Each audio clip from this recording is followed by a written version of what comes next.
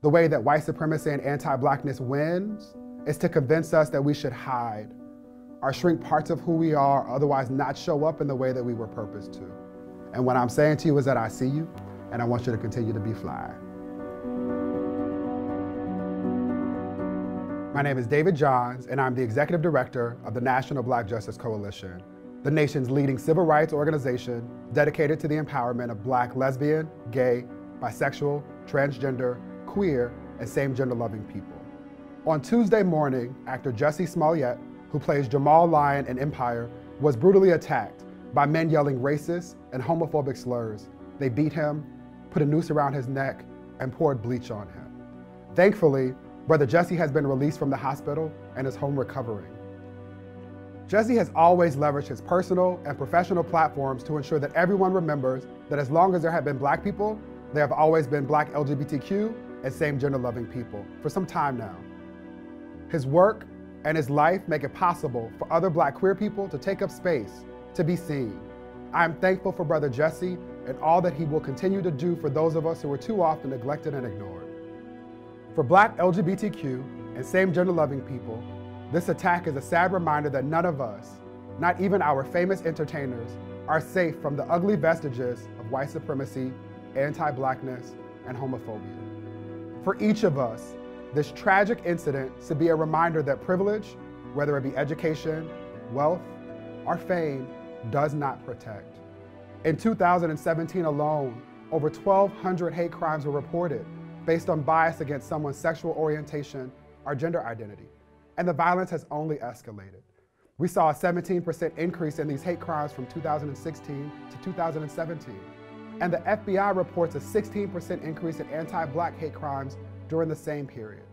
In fact, hate crimes against every racial and ethnic category counted has increased in 2017. Trump has escalated the violence with racist rhetoric and destructive policies that are designed to divide and to keep some of us locked out of access to opportunity. The clearest consequences of these deleterious actions are evident in these examples of vitriol, violence, and even death. For Black LGBTQ and same-gender loving people, especially Black trans women, face insurmountable challenges to living happy, full, and healthy lives.